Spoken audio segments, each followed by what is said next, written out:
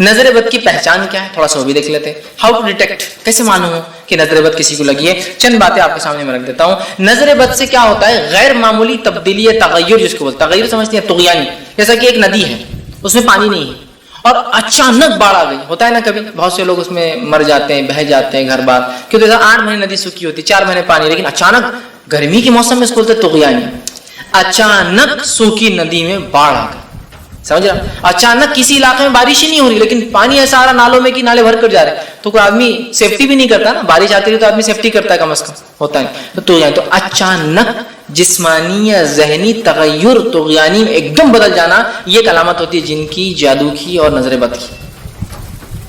ایک دم صحت مند انسان 1 سیکنڈ پہلے اور اچانک گر گیا, سیکنڈ مومنٹ اس کو کچھ صحت میں پرابلم, سمجھ رہے آپ, یہ ہے اچانک, سمجھ رہے آپ, اچھے سے ایک بیماری کی طرف چلا گیا. یہ ایک بہت بڑی علامت ہوتی ہے. لیکن ایک بات آپ ہمیشہ یاد رکھیے, ہم جب جادو کی بات کرتے ہیں, ہم جب نظر بد کی بات کرتے ہیں, تو یہاں میڈیکل یا میڈیکیشن کا امپورٹنس ہم کم نہیں کر رہے کسی بھی حال میں, وہ بھی ہونا چاہیے, وہ بھی بہت امپورٹنٹ چیز ہے. یاد رکھیے, دواخانے جانا, چیک اپس کرانا, سائیکیٹرسٹ کے پاس جانا, مینٹل چیک اپس کرانا, مینٹل کاؤنسلنگ کرانا. ہوتا ہے کبھی آدمی نفسیاتی پریشانی میں ہوتا ہے, نہ اس کو جن ہوتا ہے, نہ اس پہ جادو ہوتا ہے, نہ اس کو نظر بد لگتی ہے, تو اس کو چاہیے کہ وہ یہ سب کرے.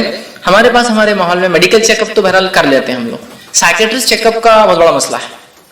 ایسا بہت سے لوگ میرے پاس آتے ہیں مشورہ, تو میں کہتا ہوں دیکھیے یہ مشورہ میں دینے سے پہلے یہ کہوں گا ایک سائیکیٹرسٹ کاؤنسلنگ آپ کر لیں. پاگل تھوڑی ہو فیض, ہم آپ دواخانے بھیج رہے ہیں. اور حالت یہ ہے کہ ایک مرتبہ میں ایک دواخانے کے پاس سے گزر رہا ہوں, پاگلوں کا ایک دواخانہ ہے, مینٹل ہاسپٹل ہے جیسا لوگ, تو وہاں 2 لوگ وہاں سے نکل رہے ہیں. میں ان کو سلام بھی کرا تو منہ چھپا کے بھاگ رہے. مطلب ہمارے معاشرے میں, ہند پاک میں, انڈیا پاکستان میں حالت یہ ہے, سائیکیٹرسٹ کاؤنسل تو دور, صرف ایک سائیکیٹرسٹ کے دواخانے کمپاؤنڈ میں جانا بولے تو برائی کی علامت ہے. لوگ دور سے کیا بولیں گے, لوگ میں پاگل تو نہیں ہوگا, بھاگ یہاں سے. دواخانے سے نکلتے کو مل گئے, بھائی میں نہیں پاگل, میں دیکھنے آیا تھا, میں نہیں, تم سمجھیں گے میں تمہیں آیا ہوں.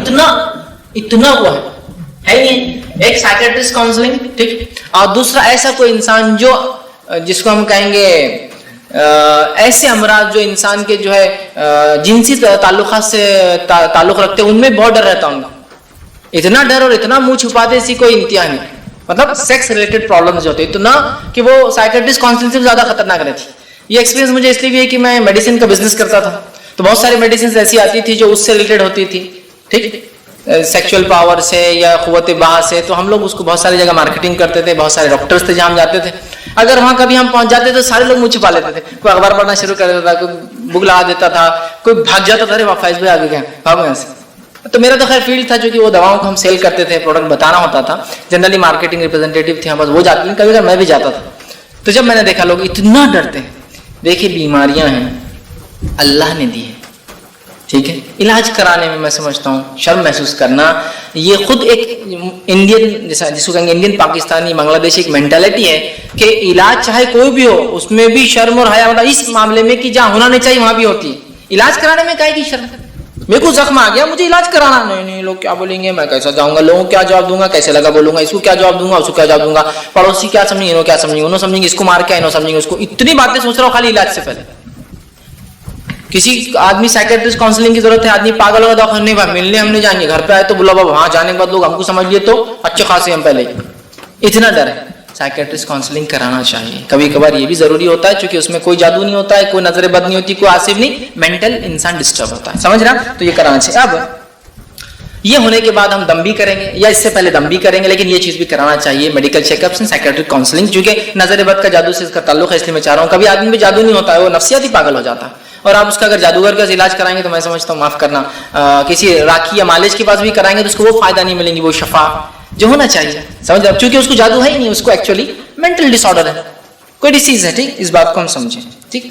اب جو ہے لیکن واقعی میں اگر نظر بد ہے یا اس طرح کا ہے تو چند چیزیں جس سے پتہ چل سکتا ہے نظر بد ہے. اس میں ایک چیز یہ ہے کہ چہرے پر پیلاہٹ ہونا اور حلقے پڑ جانا, جو کہ حدیث میں ہی ہے نا, کہ آپ نے دیکھا بچی کا چہرہ پیلا تھا تو کہا اس پر دم کرو, تو چہرے کا پیلا ہو جانا جو اب نارمل ہوتا ہے, یلوش چہرہ ہو جاتا ہے, ٹھیک ہے, اور اس کے ساتھ ساتھ جو ہے نیچے جو ہے حلقوں کا پڑ جانا. اسی طرح جو ہے سینے میں جو ہے گھٹن کا احساس ہونا, مطلب آدمی اچھا ہے, اس کو کوئی چیسٹ کا ڈیسیز نہیں, پھر بھی گھٹن کا محسوس ہونا. تلاوت سننے یا دم کرنے پر مختلف قسم کی پریشانیاں لاحق ہونا, کوئی اس پہ تلاوت کر رہا ہے, دم کر رہا ہے تو پریشان ہو جائے, مختلف قسم کی. اسی طرح جو معمول سے زیادہ گرمی محسوس ہونا کنٹینیوسلی, परेशान कि पसीना जा रहा है और परेशान रह रहा है मामूल से ज्यादा, नॉर्मल तो एक अलग चीज है, अब नॉर्मल। इसी तरह जो पसीने का आना, और खास तौर से, और इसमें बहुत सारी बातें ऐसी जिसकी मैं हदीस से कोई दलील नहीं दे पाऊंगा, लेकिन ये उलमा की तज्जिए समझते हैं आप, कुछ चीजों का एक्सपेरिमेंट करके देखा गया कि आदमी पे ये जो इलाज कर रहे हैं ये ज्यादा हो रहा है, तो लिहाजा ये सिम्टम्स हो सकते हैं। लेकिन अगर आप आगे पूछे दलील, तो मैं कहूंगा ये दलील तज्जिया है उलमा का, कि उन्होंने देख देख कर पता किया कि ऐसा ऐसा ये हो रहा है। ठीक है, तो खास तौर से पसीने का कमर से नीचे के हिस्से में, मतलब ऊपर उतना नहीं आता लेकिन नीचे, कमर से नीचे, वेस्ट से नीचे पसीने का कसरत से आना। इसी तरह जो है पहलुओं में दर्द महसूस होना, ठीक है। इसी तरह जो बेचैनी की कैफियत होना और इधर उधर देखने और मुतवज्जे होते रहना कंटिन्यूस, मतलब हमेशा बेचैन और हमेशा परेशान होना, ये भी कैफियत देखी गई। बहुत सारे जो लोग जिनको जिन तकलीफ देते हैं या नजर हो जाती है उनके साथ ये कैफियत, खामखा बेचैन होते और कंटिन्यूस देखते रहते हैं। और खास तौर से उंगलियों की हरकतें कंटिन्यूस करते रहेंगे। आप देखिए कभी किसी को अगर जिन का असर है, जादू का असर है और उसको पजेस उसके जिस्म है, तो वो कंटिन्यूस एक तो बेचैन रहेंगे और एक मुख्तलिफ किस्म की खाली उंगलियों से खेल करते रहेंगे। आप देखिए कभी साइकेट्री मतलब दवाखाने जहाँ बहुत से लोग मेंटल डिसऑर्डर के लाए जाते हैं, बहुत सारे चूंकि बहुत सारे नॉन मुस्लिम्स और बहुत सारे पढ़े लिखे लोग दावा करते हैं कि जादू वगैरह नहीं होता, तो वो साइकेट्रिस्ट काउंसलिंग के लिए कंटिन्यू जाते हैं जहाँ इलाज हो भी नहीं पाता बहुत सी बार। तो आप देखिए वो हरकतें करते हैं, अजीब व गरीब हरकतें और कंटिन्यूस परेशानी। इसी तरह जो रोना या किसी चीज के बगैर सबब के आंसू का आना, एक तो कंटिन्यूस बहुत ज्यादा रोना या बगैर किसी वजह के आंसू जाते रहना आंखों में से, ये भी उसकी अलामत है। इसी तरह जो है पहलुओं का जो है पलकों का जो है फड़कना। इसी तरह जिस्म के मुख्तलिफ हिस्सों में खुद ब खुद हरकत होना, जैसा अचानक हाथे और उसमें एक किस्म की थरथराहट, अचानक पैर और शिवरिंग उसके अंदर आ रही, सिर्फ उतने पार्ट है, बाकी बॉडी सब सही है, ठीक है। अचानक पलके और वो कंटिन्यूस पड़ा करी, अचानक नसें और वो खाली सर की हलती, अचानक हाथे और वो अचानक यहाँ समझा किसी हरकत में आ जाना, ये भी उसकी अलामत है। इसी तरह जो है दिल डूबे की कैफियत होना, हमेशा डिप्रेस्ड, डिप्रेशन भी शैतान की एक हरबों में से हरब आया था, डिप्रेस्ड, दिल डूबा जिसको बोलते कैफियत है ना। इसी तरह जो है पट्ठों का अकड़ जाना, खींचना और दर्द करना। नींद में जो है नींद बेहोश, कभी सो रहे तो नींद बेहोश, मतलब पूरे बेहोश नहीं लेकिन बेहोशी जैसी कैफियत हो जा रही, उठा रहे तो पड़े हुए हैं, गिर भी जा रहे तो हिस्स नहीं है, ठीक है। या फिर नींद ही ना आना, समझ रहे हैं कि हमेशा है तो सो रहा, कभी बोलता आंख खुल जा रही लेकिन नींद आती नहीं है, ठीक। या नींद बेहोशी की कैफियत तारी हो जाती है, ठीक। इसी तरह जो है तिब्बी और किसी भी मादी सबब के बगैर, मेडिकल और किसी भी वर्ल्डली रीजन के बगैर, जिसको दुनियावी वजूहात के बगैर जो है जिस्म पर नीले छत्तों का आ जाना, जो है ब्लू टाइप के ऐसे ऐसे खून घुट गया वैसे छत्तों का डेवलप होना, ये भी उसकी कुछ अलामत में से अलामत है। कुछ की दलील तो हदीस से मिलती है और बाकी जो है तज्जिया है जो उलमा ने किया, जो इलाज करते हैं, मालिज होते हैं, राकी होते हैं, उन लोगों के एक्सपेरिमेंट्स के जो रिजल्ट थे वो मैंने आपके सामने रखे। लेकिन अगर आप मुझसे इनके दलाल पूछेंगे तो मेरे पास इसकी कोई हदीस से नहीं, सिवाय पीलापन पड़ना और आंखों में हल्के आना, इंसान का एक्स्ट्राऑर्डिनरी दुबला हो जाना, चूंकि सेहत खराब रहना नजर लगने से। लेकिन इसके अलावा बाकी तमाम चीजें जो है एक्सपेरिमेंट उलमा ने तज्जिया किया है और कुछ वजूहत हदीस भी इसके लिए बनी, जैसा कमर के नीचे का मैंने कहा ना, आगे हदीस आएंगे तो उससे भी कुछ चीजें करेंगे। और उसके बाद जब आपसे कोई चीज छूट जाती है, गफलत से, मुश्किल से, बेहोशी से, अनजाने में, इल्म न होने की वजह से, नींद की वजह से, उसकी उठ के आप खजा करें। अब वो खजा का तरीका क्या है वो भी बता दो। जब कोई नमाज आपकी छूटती है और जो ही आपको होश या नींद खुले और पता चले तभी उसको पढ़ना है। मिसाल, आप फजर में अलार्म लगा के सोए, नींद खुली तो क्या हो गया, सूरज निकल गया था, 7 बज गए थे समझ लीजिए। तो हमारे लोग क्या करते हैं बहुत सारे, आप जान दो अब आप जोहर में वजू करेंगे, डबल वजू करके क्या फायदा, तो फिर जोहर से पहले जाते हैं मस्जिद में, वजू करके 2 रकात पहले पढ़ते फजर की और जोहर की। याद रखिए जो नमाज जब छूट जाती है, जब आपने हदीस में फरमाया जब कोई इंसान को नींद लग जाए, आंख लग जाए, जब वो उठे तब उसके लिए फजर का वक्त है। लेकिन ये सुस्ती कायली वाले और रोज छोड़ने वालों के लिए नहीं हदीस, ये गफलत से हो गया, मैंने अलार्म लगाया, मैंने सब कुछ किया, मैंने घर वालों से कहा, सब होने के बावजूद भी इंसान है, होगी गफलत, महीने में 1-2 बार हो सकती है गफलत हो जाए मुझसे। तो आपने फरमाया जब नींद से जागे जब उसके लिए वक्त है, चूंकि वो गफलत में था, उस पे नींद का गलबा हो गया था, उसने सब कुछ कोशिश की उठने की फिर भी नहीं उठ सका, उसके लिए तब है। असर के लिए आप लेटे और नींद इतनी लग गई कि अब बिल्कुल ऐसा हो गया कि असर का वक्त खत्म होने पर बहुत लेट हो गया, उठते ही आपको असर पर नाबिया नहीं जानता मगरिब का, क्योंकि जब उठे तब उसके लिए वक्त हदीस में अल्फाज है, तभी उसको फौरन अदा कर देनी है। खामोखा के 2 नमाजों को मिलाकर पढ़ना गुनाह कबीरा है। फर्ज अपनी जगह अपने वक्त पर नमाज फर्ज है, कभी भी नहीं पढ़ सकते, ठीक है। तो लिहाजा खजा अगर हो जाए, जैसे ही याद है अरे जोहर का वक्त था, फौरन करना, असर तक इंतजार नहीं, डबल वजू करना, डबल फला करना, वो करना, ठीक है, फौरन आप उसको कर ले। कुछ लोगों को तो इतनी लालमी होती है कि मस्जिद में जाते वजू करके, अगर जमात खत्म हो गई तो तब जान लो खजा हो गया, अब आप मगरिब में पढ़ लेंगे, सब चले जाते ارے بھائی آپ واپس جا رہے ہیں, ہو گیا نا جماعت, کیا فائدہ مغرب سے پہلے پڑھنے میں, تبھی آپ کو پڑھنا. اور جو شخص مسجد میں داخل ہے جیسے کہ نماز پڑھو, جماعت ہو بھی گئی, آپ صلی اللہ علیہ وسلم فرمایا وہ نماز وہیں پڑھے, اس لیے اس کو پوری جماعت کا ثواب ملے گا چونکہ اس کی نیت تھی. ٹھیک ہے, تو بہرحال قضا نماز کو تبھی پڑھنا ہے, اور جو نماز جان بوجھ کے چھوڑی جاتی ہے وہ فوت ہو جاتی ہے. تو کیا اس کے بدلے وہ قضا پڑھے زندگی کی؟ تو دیکھیے قضا نمازوں کے معاملے میں کچھ مسائل ہم کو سمجھنا پڑیں گے. پہلا, نماز چھوٹ جاتی ہے اس کی قضا ہوتی ہے, جو چھوڑ دی جاتی ہے اس کی قضا نہیں ہوتی. یہ مسئلہ پہلے سمجھ لیجیے. مطلب کیا ہے؟ مطلب یہ, میں سو رہا تھا اور عصر کا ٹائم نکل گیا تو یہ نماز چھوٹ گئی تو اس کی قضا ہو جائے گی. میں ٹرین میں سفر کر رہا تھا اور وقت پتہ ہی نہیں چلا تو یہ نماز چھوٹ گئی, اس کی قضا ہو جاتی ہے. ٹھیک ہے, میں یہاں بیٹھا ہوں, اذان ہو رہی ہے, اس کے بعد اور جان بھی دیکھیں گے اب مغرب آ گئی, تو کیا اس اثر کی قضا ہے؟ نہیں, یہ نماز ختم ہو گئی, آپ نے جان بوجھ کے چھوڑ دیا. اس کو بولتے ہیں نماز فوت ہو جانا, ختم ہو جانا. تو جو چھوٹ جاتی ہے اس کی قضا ہے, جو چھوڑ دی جاتی ہے اس کی قضا نہیں ہوتی. تو اگر زندگی میں 30 سال میں مجھے سمجھ آئی دین اور اسلام کی, اب میں پڑھ رہا ہوں اور 30 سال تک پتا تھا اسلام نماز فرض ہے, 5 وقت فرض ہے, اذان سنی سب کچھ کیا, پھر بھی نہیں پڑھا, تو ان نمازوں کی قضا نہیں ہوتی ہے. اس کے لیے صرف توبہ ہے, سخت توبہ ہے, شدید توبہ ہے, لیکن اس کی قضا نہیں ہے. تو جو چھوڑ دی گئی اس کی قضا نہیں, جو چھوٹ گئی اس کی قضا ہے. رول سمجھ میں آ گیا؟ تو اگر آپ کی چھوٹ گئی ہے تو اب یاد کر لیجیے, میں کل چھوڑ دیا, پرسوں چھوڑ دیا, پرسوں چھوڑ دیا, لیکن سالوں کی ہے تو توبہ ہے. کیونکہ معلوم تھا مسلمان ہے پھر بھی نہیں پڑے, تو توبہ ہے. جو چھوٹ گئے سمجھے حال میں چھوٹی, جب آپ نمازی بن گئے تھے ماشاءاللہ, تو پھر اس کی قضا. اعراض کرنا, اللہ کے ذکر سے دوری اختیار کرنا, اللہ کے ذکر کو نہیں کرنا, یہ سب سے بڑی وجہ دلوں کی سختی کی. آئیے نبی اکرم صلی اللہ علیہ وسلم کیا فرماتے ہیں, کیا فرماتے ہیں, جامع ترمذی کی روایت آپ نے فرمایا, تم اللہ کے ذکر کے علاوہ دوسرے کلام کی کثرت نہ کیا کرو. تم اللہ کے ذکر کے علاوہ دوسرے کلام کی کثرت سے نہ بولا کرو. کیوں؟ سنو, آپ نے فرمایا کثرت نہ کیا کرو, کیونکہ اللہ کے ذکر کے علاوہ دوسرا کلام بکثرت کرنے سے دل سخت ہو جاتے ہیں. اللہ کے علاوہ دوسرا ذکر بکثرت کرنے سے دل سخت ہو جاتے ہیں. مطلب اللہ کے ذکر کی کثرت سے دل نرم ہو جاتے ہیں, اور اللہ کے ذکر کی کثرت کم کرنے سے یا دنیا کے ذکر زیادہ کرنے دل سخت ہو جاتے ہیں. اب اپنے دن کا معمول ہم دیکھیں, دن چریا بولتے ہیں اس کو, دن بھر میں کیا کر رہے ہیں, دن بھر کا معمول دیکھیں, اللہ کا ذکر کتنے کثرت سے کر رہے ہیں اور دنیا کا ذکر کتنے کثرت سے کرتے ہیں.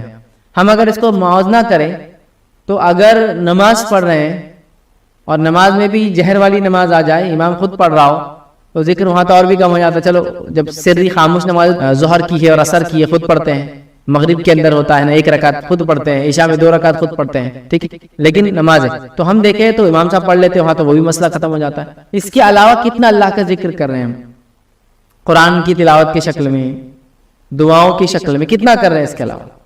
اچھا, اس کے علاوہ دوسرے اذکار کتنے زیادہ ہیں, یہ کام ہوا کیا, فلاں چیز ہوئی کیا, یہ گیا کیا, وہاں ہوا کا, بچی کا کیا ہوا, بچے کا کیا ہوا, بزنس کا کیا ہوا, پڑوسی کا کیا ہوا, اس کا. تو جب ہمارے دلوں میں ہم ذکر جو ہے اللہ کی کثرت ذکر چھوڑ کر, مطلب اللہ کے ذکر کی کثرت چھوڑ کر دنیا کے ذکر کی کثرت اپنا لیتے ہیں, نبی اکرم صلی اللہ علیہ وسلم فرما رہے ہیں ہمارے دل اس سے سخت ہو جاتے ہیں, ہارڈ ہو جاتے ہیں. یاد رکھیے, ہارڈنگ آف دا ہارٹ جس کو کہیں گے, کہ دل ہارڈ سخت ہو جاتا ہے, یاد رکھیے, اور ایسے سخت ہو جاتے ہیں کہ پتھروں سے بھی زیادہ سخت ہو جاتے ہیں. تو اگر ہم چاہتے ہیں اپنے دلوں کو نرم کریں تو اللہ کے ذکر کو کثرت سے ہم کریں, سمجھ رہا, کثرت سے ذکر کریں, ٹھیک ہے. تو سخت ہونے کی پہلی وجہ یاد رکھی وہ ہے اللہ کے ذکر کی کمی, یاد رکھی, اور دنیا کے ذکر کی زیادتی. آئیے اسی طرح جو ابو موسیٰ اشعری رضی اللہ عنہ فرماتے ہیں اور کہتے ہیں نبی اکرم صلی اللہ علیہ وسلم نے فرمایا ایک شخص کی مثال جو اپنے رب کا ذکر کرتا رہتا ہے ایسی ہے جیسے کہ ایک زندہ انسان کی, اور اس انسان کی مثال جو اللہ کا ذکر نہیں کرتا اس کی مثال ایک میت کی ہے, مردہ انسان کی. اللہ کے ذکر کرنے والے انسان کی مثال ایک زندہ کی ہے, اور اللہ کا ذکر نہیں کرنے والے کی مثال ایک مردہ کی. اور ظاہر سی بات ہے جب جسم مردہ ہے تو دل بھی اس کا مردہ ہو جائے گا. مرتا آدمی وہی ہے جس کا دل وغیرہ ساری چیزیں اعضاء کام کرنا بند کر دے. تو ایک زندہ کی مثال ہے اس شخص کی جو اللہ کا ذکر کرتا ہے, اور ایک مردہ کی مثال ہے اس شخص کی جو اللہ کا ذکر نہیں کرتا. یاد رکھیے, تو اللہ کا ذکر یاد رکھیے یہ وہ پہلا کام ہے جس کو ہم کثرت سے کریں, چونکہ اسی کے چھوڑنے کی وجہ سے دل سب سے زیادہ ہمارے سخت ہوتے ہیں. اللہ ہم پہ رحم کرے. آج سب سے زیادہ کمی اللہ کے ذکر کی ہے. ہم چھوٹے چھوٹے اذکار بھی کرنا اپنے اوپر محال سمجھتے ہیں. انشاءاللہ, ماشاءاللہ, تبارک اللہ, سلام کرنا, بسم اللہ کا پڑھنا, ٹھیک ہے, دعائیں چھوٹی چھوٹی, بیت الخلاء میں جانے کی, آنے کی, مسجد میں داخل ہونے کی, نکلنے کی, لوگوں سے ملنے کی, مصافحہ کرنا, گھر سے نکلنے کی، گھر میں داخل ہونے کی، یہ تمام چیزیں ہمارے پاس کم نظر آتی ہے، اللہ کا ذکر کم ہوتا ہے، تلاوت قرآن کم ہوتی ہے، یاد رکھیے۔ اسی طرح دیگر اعمال میں بھی ہم دیکھتے ہیں ہم کوتاہ سے کوتاہ کم سے کم ہوتے چلے جا رہے ہیں۔ تو لہٰذا اپنے آپ کو اللہ کے ذکر میں آگے بڑھانا ہے، چونکہ اگر ایسا نہیں کیا ہم نے تو ہمارے دل سخت ہو جائیں گے۔ آئیے دوسری وجہ جس سے دل سخت ہوتے ہیں، یاد رکھیے وہ وجہ یاد رکھیے، جس سے دل سنگ دل ہو جاتے ہیں، وہ وجہ یاد رکھیے، موت کی یاد سے غفلت۔ موت کی یاد سے غفلت، چونکہ ظاہر سی بات انسان مر جائے گا تو مر گیا، لیکن اس سے پہلے زندہ ہے تو موت کو یاد کرے، چونکہ موت کی یاد سے غفلت انسانی دلوں کو سخت کر دیتی ہے۔ یاد رکھیے موت کی یاد سے غفلت، جب انسان موت کو یاد کرتا ہے نا اس کا دل نرم ہوتا ہے نا؟ کسی نے کسی کی زمین ہڑپ لی، اس کو موت یاد آ گئی، فوراً آپ دیکھیں گے دل نرم پڑ جاتا ہے۔ کسی نے کسی پہ ظلم کیا، دوسرے نے کہا تم بھی مرو گے، دل نرم ہو جاتا، چونکہ مروں گے مطلب اب اس کو آخرت یاد آتی تو اس کا دل نرم ہو جاتا۔ کسی نے کسی کو ستایا، حق مارا، ظلم کیا، گالی دی، کچھ بھی کیا، آپ اس کو آخرت یاد دلاؤ، موت یاد دلاؤ، اس میں آپ ڈر پائیں گے۔ کوئی زکوٰۃ و صدقات نہیں کرتا، آپ اس کو اللہ کا ڈر دلاؤ، موت یاد دلاؤ، وہ زکوٰۃ صدقہ کرنا چلیے ہمیشہ نہ بھی کرے تو اس ٹائم تو ڈر جاتا ہے۔ موت کا بیان آپ جب بھی سنتے ہوں گے تو دلوں کی کیفیت بدلتی ہوئی نظر آتی ہوں گی۔ جہنم کا بیان جب بھی سنتے ہوں گے دلوں کی کیفیت بدلتی ہوئی نظر آتی، چونکہ آخرت کی بات ہو رہی۔ تو موت کا تذکرہ، آخرت کا تذکرے سے غفلت انسان کے دلوں کو سخت کر دیتی ہے، اور موت اور آخرت کا تذکرہ جب انسان بار بار کرتا ہے اس کے دل نرم رہتے ہیں، اس کے دل نرم رہتے ہیں۔ اسی لیے اللہ کے رسول فرمایا لذتوں کو مٹا دینے والی چیز موت کو بکثرت یاد کرو۔ اسی طرح آپ نے فرمایا اور کہا کہ قبرستان کو جایا کرو، اس لیے کہ اس سے تمہیں آخرت کی یاد آتی ہے، اور قبرستان میں جانا موت کا ہی تذکرہ ہے۔ تو میں کہوں گا میت کے ساتھ شامل ہوئیے، موتا کے گھر جایا کرے، نماز جنازہ میں شامل ہوئیے، تدفین قبرستان میں جا کے دیکھیے، وقتاً فوقتاً قبرستان میں رشتہ داروں غیر رشتہ داروں کے پاس جا کے ان کے لیے دعائیں مغفرت کیا کیجیے۔ تو اس سے کیا ہوتا ہے، اور وقتاً فوقتاً موت کو یاد کرنے سے انسان کو کیا ہوتا ہے معلوم آپ کو، اس کا دل نرم ہوتا ہے اور دلوں کی سختیاں کم ہو جاتی ہے۔ یاد رکھیے آج ہم موت کو مکمل طور سے بھول گئے، ہمارے دل سخت سے سخت تر ہوتے چلے جا رہے ہیں، ہمیں بتایا جا رہا ہے بھائی یہ غلط کر رہے ہو، اب چلنے تو دیکھا جائے گا، اس لیول تک آگے جب ہوں گا جب دیکھا جائے گا، اس لیول پر آ چکے ہیں ہم لوگ۔ یاد رکھیے تو لہٰذا ہم کو اس چیز کو سمجھنا ہے اور موت کو کثرت سے یاد کرنا ہے۔ تیسرا کام یاد رکھیے جس کے نہ کرنے سے دل سخت ہو جاتے ہیں، وہ یہ ہے یاد رکھیے اللہ کے فرائض میں کوتاہی کرنے سے یا اللہ کی نافرمانی سے دل سخت ہو جاتے ہیں۔ اللہ کے فرائض میں کوتاہی کرنے سے یا اللہ تعالیٰ کی نافرمانی کرنے سے دل سخت ہو جاتے ہیں۔ یاد رکھیے آئیے میں آپ کو واقعہ سناتا ہوں۔ اللہ تعالیٰ نے یہودیوں کو سورہ مائدہ کے اندر حکم دیا اور فرمایا اور کہا کہ ان سے 4 باتوں کا عہد لیا گیا تھا، 4 چیزوں کا عہد لیا گیا تھا۔ پہلے کیا عہد لیا گیا تھا کہ تم نماز قائم کرو گے، یہ ایک فریضہ ہے۔ پھر عہد لیا گیا تھا کہ تم زکوٰۃ ادا کرو گے۔ پھر عہد لیا گیا تھا کہ تم رسولوں پر ایمان لاؤ گے، اور پھر عہد لیا تھا کہ قرض حسنہ آپس میں ایک دوسرے کو دو گے۔ کہ تو یہودی سود پر پیسہ لیتے تھے تو اللہ نے کہا قرض حسنہ لو دو۔ 4 چیزوں پر عہد لیا۔ یہ عہد لینے کے بعد مطلب یہ 4 چیزیں ان پر واجب اور فرض کر دی گئی، اس کے بعد بھی وہ لوگوں نے کیا کیا، اس فریضے سے اپنا منہ پھیر لیا، اس فریضے کو نہیں مانا، نتیجے دل سخت ہو گئے۔ سنیے اللہ کیا فرماتا ہے ان کے تعلق سے، اور اللہ فرماتا کہتا ہے سورہ مائدہ سورہ نمبر 5 آیت نمبر 13 اللہ فرماتا کہتا ہے پھر چونکہ انہوں نے اپنے عہد کو توڑ ڈالا لہٰذا ہم نے ان پر لعنت کی اور ان کے دلوں کو سخت کر دیا۔ کیا فرمایا اللہ نے کہ پھر چونکہ انہوں نے اپنے عہد کو توڑ ڈالا لہٰذا ہم نے ان پر لعنت کی اور ان کے دل سخت کر دیے۔ یہودیوں کو اللہ نے وعدہ لیا، 4 چیزوں کا وعدہ لیا، اس میثاق کو، اس وعدے کو انہوں نے توڑا، جس کے نتیجے میں اللہ کی لعنت ہوئی اور ان کے دل کو اللہ نے سخت کر دیا۔ تو یہاں پتہ چلا فرائض کو چھوڑنے سے اور اللہ کی نافرمانی کرنے سے دل سخت ہو جاتے ہیں۔ فرائض کو چھوڑنے سے، اللہ کی نافرمانی کرنے سے دل سخت ہو جاتے ہیں۔ یاد رکھیے آج ہمارا حال کیا ہے، یاد رکھیے کتنے فرائض ہم پہ اللہ نے کیے ہیں، نماز 5 وقت کی، روزہ سال میں ایک بار رمضان کے مہینے کا، زکوٰۃ ہم کو دینا اگر مال نصاب سے اوپر پہنچتا ہے ہمارا تو سال میں جو ہے ایک بار 2.5%، اور الگ الگ اس کے جیسے جیسے مال کے الگ الگ اقسام ہوتی ہے۔ اسی طرح ہم کو اللہ نے مال و دولت دیا تو حج ہم کو کر کے آنا ہے نا، یہ چیزیں۔ لیکن آج بھی ان میثاق کو، ان وعدوں کو، ان عہد کو، ان فرائض کو ہم چھوڑ رہے ہیں۔ تو اللہ کی نافرمانی کی یہود نے، اور جو فرائض ان پر عائد کیے گئے تھے اس کو چھوڑا، جس کے نتیجے میں دل سخت ہو گئے۔ تو جو بھی انسان فرائض کو چھوڑتا ہے، اللہ کی نافرمانی کرتا ہے، اس کے دل سخت ہو جاتے ہیں۔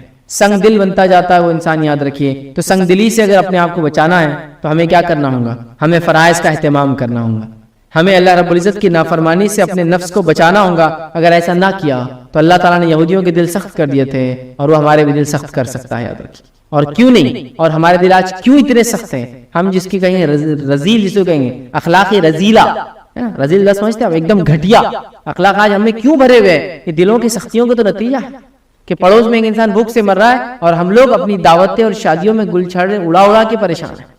लोग माल और दौलत के लिए तरस रहे हैं, अपनी बुनियादी जरूरतों पूरा नहीं कर पा रहे। हम लोग अपने माल को जलाकर भी परेशान है कि क्या करें, ज्यादा कहाँ खर्च करें। तो दिल की सख्तियां नहीं तो क्या है कि पड़ोसियों को देखकर, माहौल को देखकर, हालात को देखकर भी अपने इस्लाम नहीं कर पा रहे। कितने दिल हमारे सख्त हो चुके हैं। तो ये तीसरी अहम वजह याद रखिए। आइए चौथी वजह दिलों के सख्त होने की, वो है